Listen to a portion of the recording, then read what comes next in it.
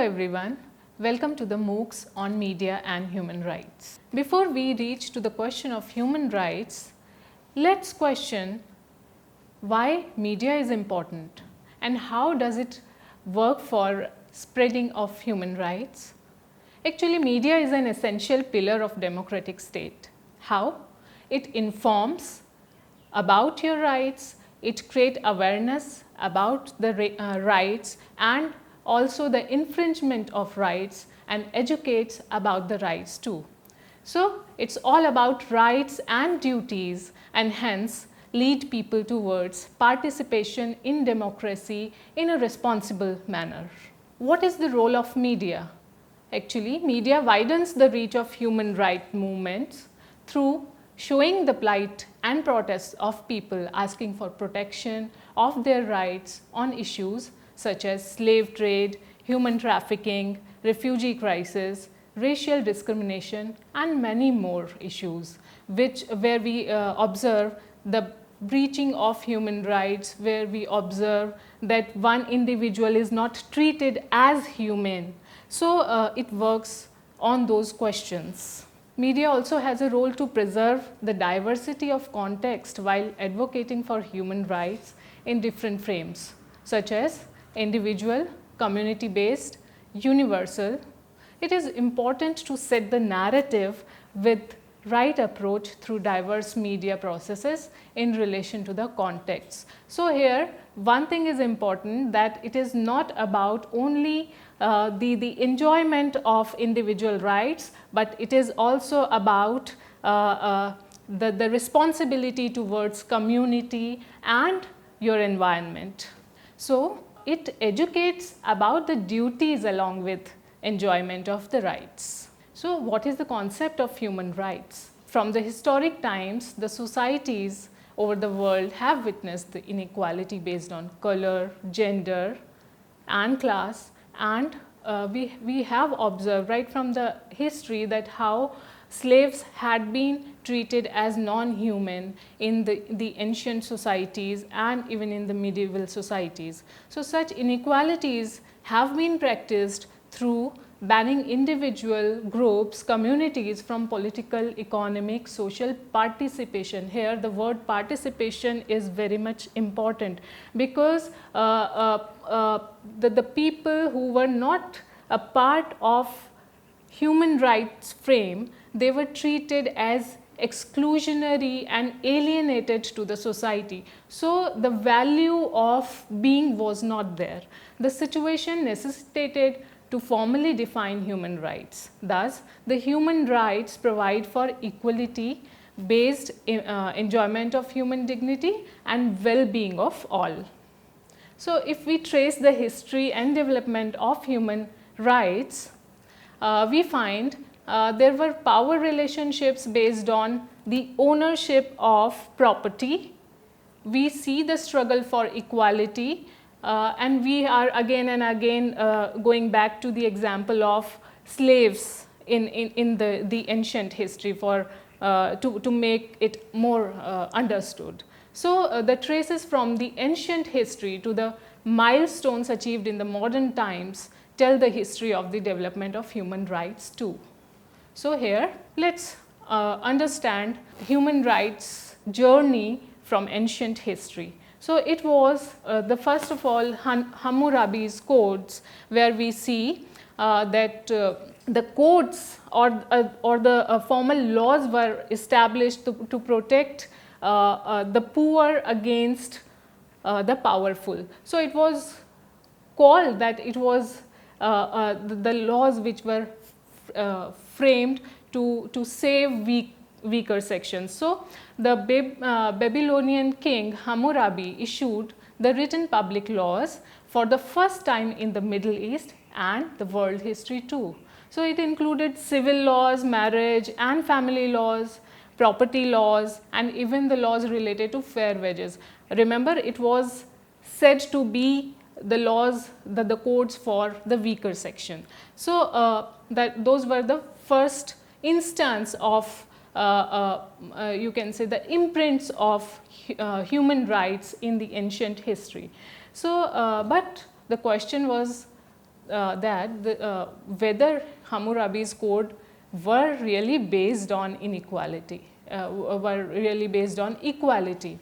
No, actually those were not based on equality, rather those were unequal, because when we go through the complete set of codes, we find that there were lesser punishments if the crime was committed by a person from elite class, and if and there were harsh punishment for the crime committed by a person from weaker section on the elite class. So again, the slaves and women were never treated as equal as elite class in the rule of laws. Then we have, on the same Babylonian ground, we have Cyrus Cylinder, which was established by Cyrus II of Prussia, who invaded Babylon, and he set all the slaves, all the prisoners free, and that is why Cyrus Cylinder is known to have a mark of equality in history. So known for freedom given to slaves to return to their homelands, and also it set religious freedom throughout the Prussian Empire. So people were free to enjoy and to go for their religion practices, and they were the slaves were freed to go to their homeland. So in that manner, the King Cyrus II was humanitarian in his approach, and is known for human rights pathfinder, you may say. Then in India we have our own example. We can say that it is a kind of global example when we call the name of Mauryan King Ashoka. So it was all humanitarian and universalism as the core values of Indian philosophy, which were spread over the world with the message of Mauryan King Ashoka, who spread the message of Buddhism, peace, love and harmony to the world. Moving to the medieval history and formation of human rights, we see that the whole European history is based on the 14th and 15th century Renaissance, and then to 18th century Enlightenment movement. The complete frame is set for human rights engagement. So here we have Magna Carta as the first great charter, which actually set the rules for king as equal to the parliamentarians. So the law of land was declared as supreme. The king of land was brought under equality before the law for the first time. But it was not all equality before the law in Magna Carta. It was again exclusionary in some terms, like it was not meant for unfree peasants, those were who were treated as slaves again.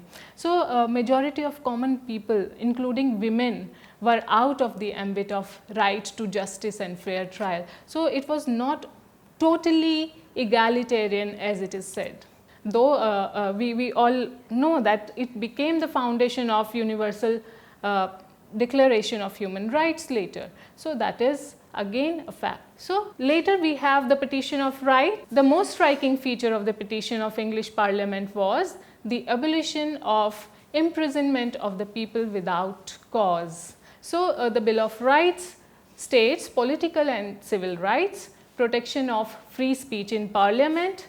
In England, this bill set the stage for freedom to elect the members of Parliament and culture of debate in Parliament. So we see that it set a stage for freedom of expression when it comes to the parliamentarian debates.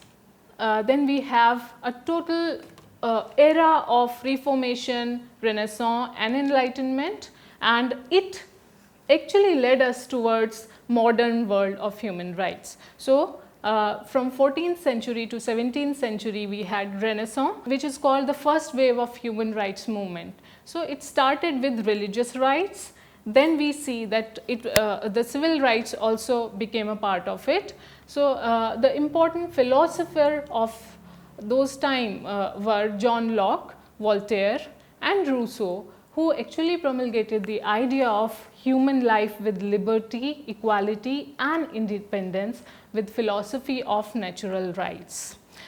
And natural rights were actually individualistic in approach. Here we can have a very beautiful example of a small baby. When a baby is born, means it is his or her right to life, which is given by nature to him or her. Similarly, a baby is not attached with any socially given affiliation like caste, creed, gender. It is all later which is given to him or her. So, at the time of birth, till he or she is baby, he or she enjoys the right to life as well as right to liberty. So, he or she may smile whatever time he or she likes, he or she may cry whenever he or she likes. So, so on and so forth. Similarly, when we see the equality in terms of holding property which is given to the human beings by nature, like food, like shelter and other natural resources. So, on the basis of that philosophy of a child till his being in human being, it is all natural rights given by the nature. That was the philosophy given by Locke, Voltaire and Rousseau. So, the modern liberalism finds the foundation here, you can say. Again, we have Protestant reformations started by Martin Luther in 16th century Germany on the same lines, and that was the starting of religious movement in throughout the history of Europe, you may say.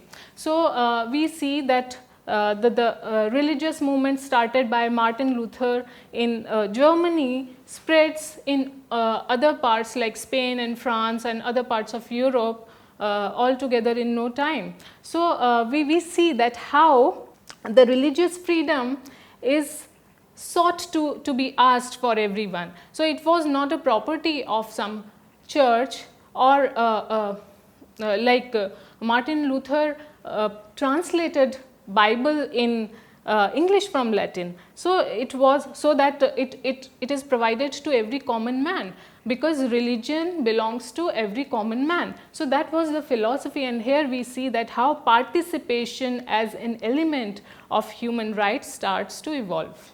So, again we reach in France the Declaration of the Rights of Man and the Citizen that states all men are equal and born free, all have civil and political rights, all have rights to think and speak, all have rights to property, that is private property.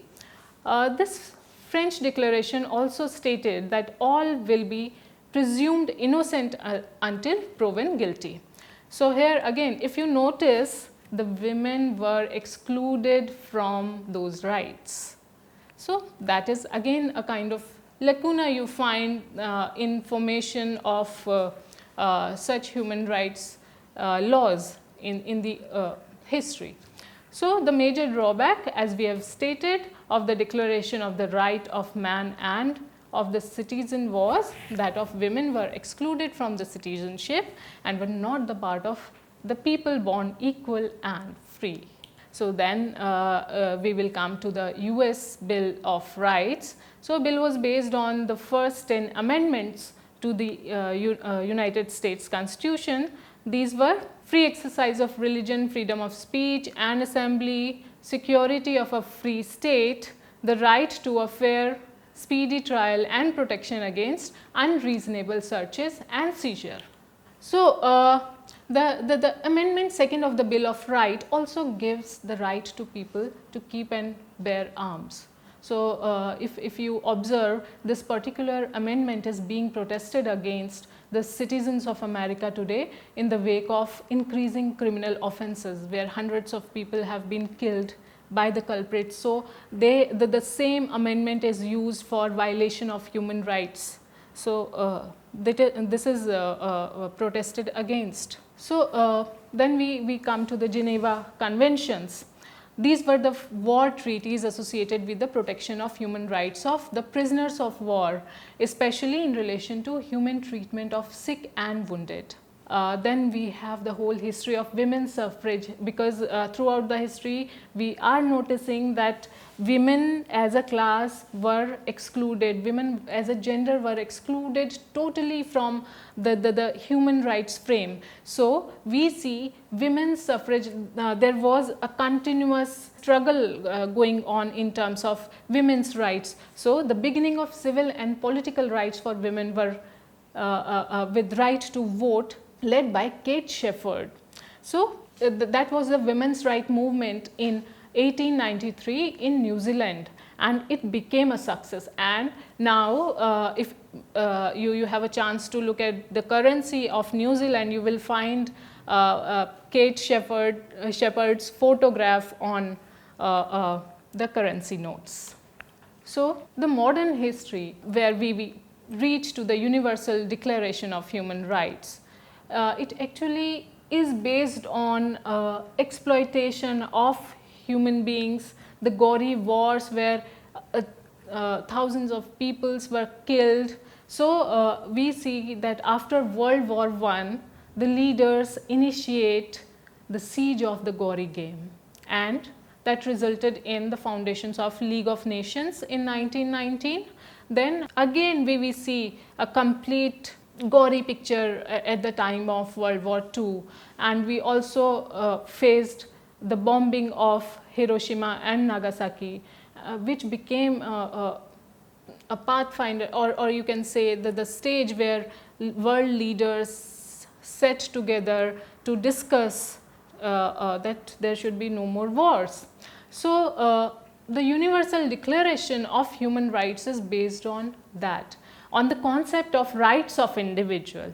The UN Declaration of Human Rights is a part of International Bill of Human Rights. It makes provision for 30 articles in the Charter. UN Charter on Human Rights talk about dignity, equal and inalienable rights. So no one can detach those human rights from any individual. So no one can violate those rights.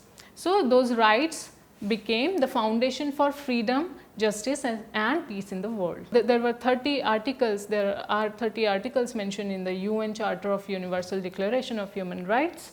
Those centered around right of life, dignity and protection. Here again the word dignity becomes important, because even if you look at the crisis and situations of for example refugees today, they ask for the right to dignity and dignified life. So you can relate those concepts with the human rights struggles all over the world.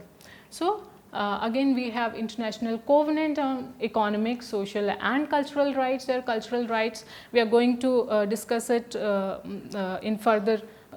further in the next segment, where we will be talking about relativism in human rights perspective, and also the community based rights. So here those rights, the covenants talk about that. Then we have the International Covenant on Civil and Political Rights too. We have one human rights organization which is one of the biggest organizations in the world, that is Amnesty International, and the founder is the British lawyer Peter Benenson, who started with the concept of Amnesty International that looks into the human rights violation or even the protection of human rights, and rates the country according the various countries accordingly. On our soul, we find a lot of examples where we see torchbearers of human rights, because we were ourselves as were living as a colony under imperialistic powers. Who knows human rights better than us? So we had with humanitarian non-violent movement of Mahatma Gandhi that emerged as a crusader for human rights. We also see truth as you may say founding stone for right to be informed. Then we have a similar movement against caste based discrimination and human rights violation that was launched by Dr. B.R. Ambedkar in India. So, according to the scholars, the history of human rights can be summarized as individual liberties, social welfare, sustainable development, peace and fraternity at global level. And here we arrive at the formal definition of human rights as propounded by the UN. So, it states human rights are rights inherent to all human beings regardless of race, sex, nationality, ethnicity, language, religion or any other status. Here we have to understand the UN's concept of human right that is based on universal approach. It is egalitarian, it is based on again natural rights that deals with individual as the core, as the center of the human rights rather than community based or relativity based human rights. So, there are different paradigms to understand the concept of human rights in contexts, in various contexts, in terms of diversity too. So, here apart from individualism we have rights of society. So, here we have positive and negative rights in terms of action and non-action. For example, positive rights ask you to do something while negative rights ask you not to breach, not to violate other person's right. So, this leads to the concept of duty. These are actually the principles which are soul of human rights, that is liberty, equality and dignity. Here if we look at the theories of rights, we have at the beginning Plato and Aristotle, which who actually propound the universalism and justice as the principle of life. Then we have John Locke who promotes natural rights in terms of life, liberty and property. Again, individual freedom is propounded by Immanuel Kant, Thomas Paine and Karl Popper. Foundation of modern liberalism is based on these individualistic principles which we have just explained and discussed, and John Stuart Mill, Adam Smith and David Ricardo were the liberal economists and philosophers who actually further this modern liberalism in the sphere of economy by the concept of laissez-faire. Again, it asks for decentralization of power and laissez-faire. We have John Rawls. Now we are moving to the society based theories of human rights. So, John Rawls who propounded the theory of social contract, like where we see that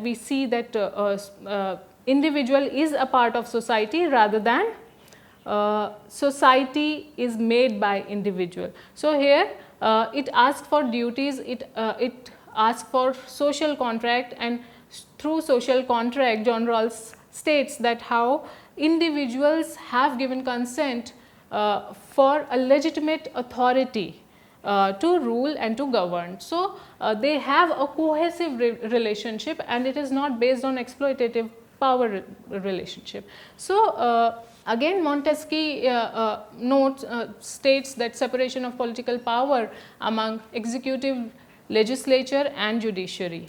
So, we have already discussed negative and positive rights theories and duties and rights too.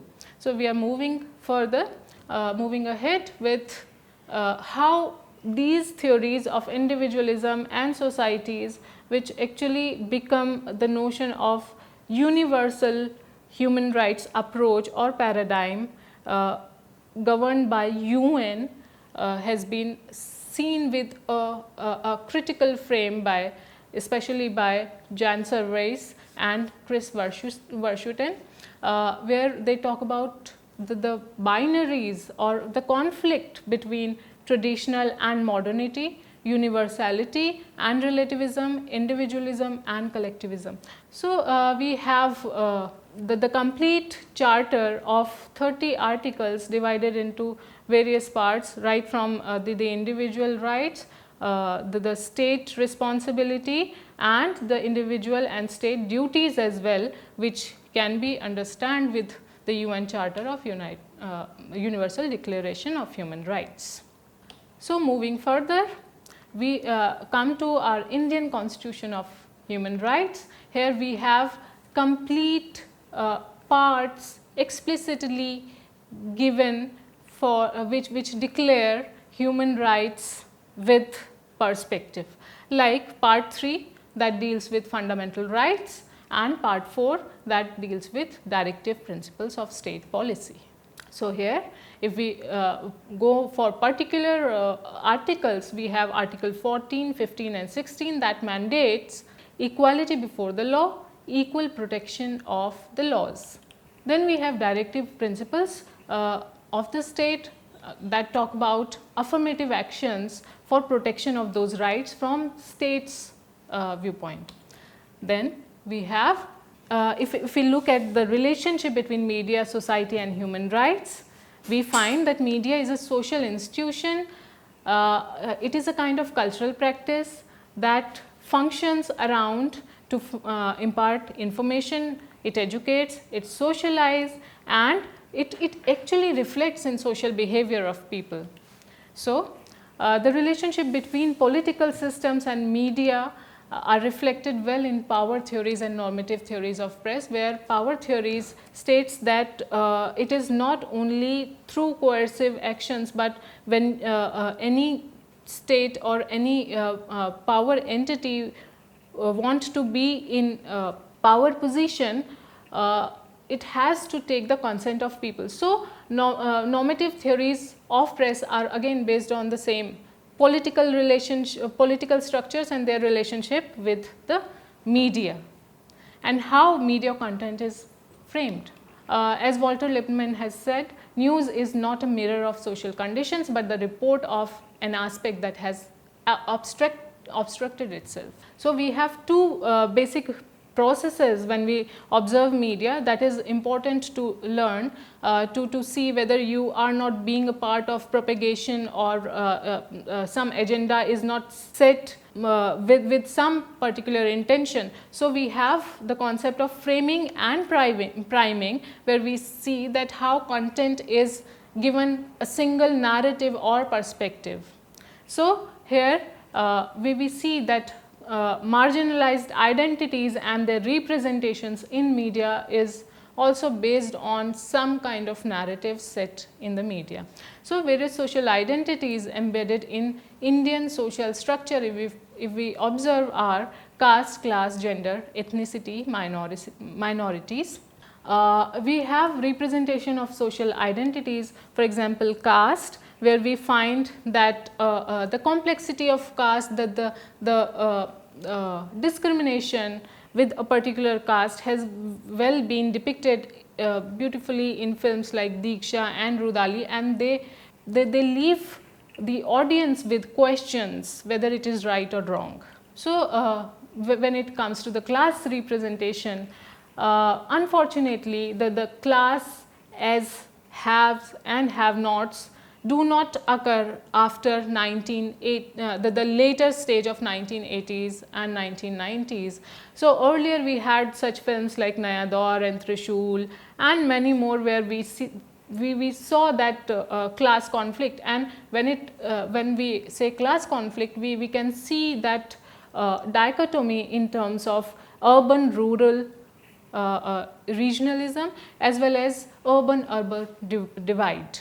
So, how we can tackle or how we can spread awareness and enjoy human rights and create a total environment of human rights, sustainable human rights. So, we have participatory media to sensitize the marginalized groups towards their human rights. It works upon 5 policy areas for democratic communication rights: access to information, the availability of information, media competency, dialogue and privacy.